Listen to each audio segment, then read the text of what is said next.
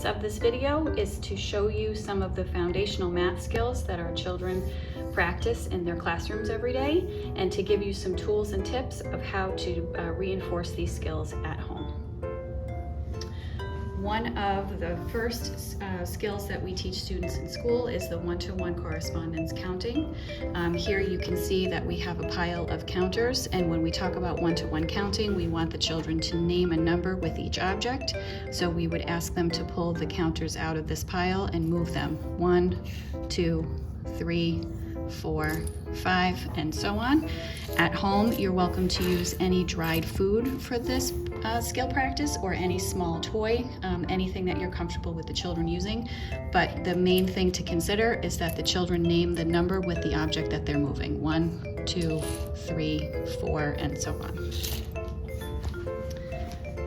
The next skill that we teach in classrooms, or another skill that we teach in classrooms, is understanding how, regardless of arrangement, there's still the same number of objects in a group. So in looking at the buttons over here, this is a group of 5. 1, 2, 3, 4, 5.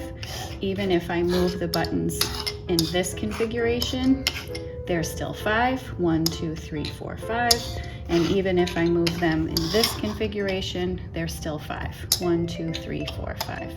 I can do this with any group of objects. And at home, you can certainly use buttons similarly to this presentation, or you can use any other small object that you're comfortable with the children using. Another skill that we practice in kindergarten daily is number writing. I'm going to share with you rhymes that we use with students to help them remember how to write the numbers. So I'm going to start here with 1. The rhyme is, start at the top and down you run. That's the way to make a 1. So we start at the top and down you run. That's the way to make a 1. The rhyme for 2 is, around and back. 2 is on the track. The rhyme for 3 that we use is, around the tree and around the tree. That's the way to make a 3.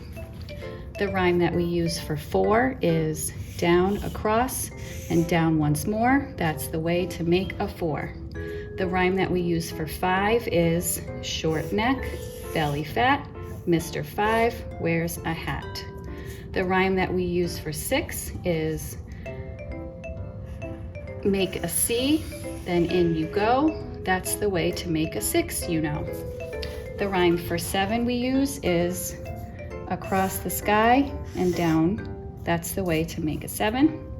The rhyme that we use for 8 is, make an S, but do not wait.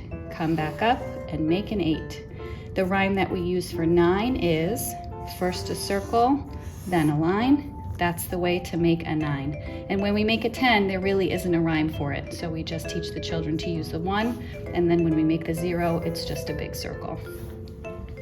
How you can reinforce this at home: children can use markers, whiteboards, dry erase markers, whiteboards, paper, pencil, markers, and paper. You can even use shaving cream, sand, or any other sensory material that you're comfortable with the children using. Another skill that we teach in school that's a little bit challenging for students at this age group are more and less. So what I have here are 2 distinct groups of counters, one that does have many more objects than the other. So what I might ask a kindergartner is, which group has more? That student might say, this group has more, and I would say, how would you know? And they would say, well, because there's a lot of counters there, or a lot of chips there. Okay, and that would be an acceptable answer. Talking about less, if we looked at the same group of objects, I might say to a student, which group has less? Less means a smaller amount. Oh, this group has less. Well, how do you know that? Because there's not a lot of chips here.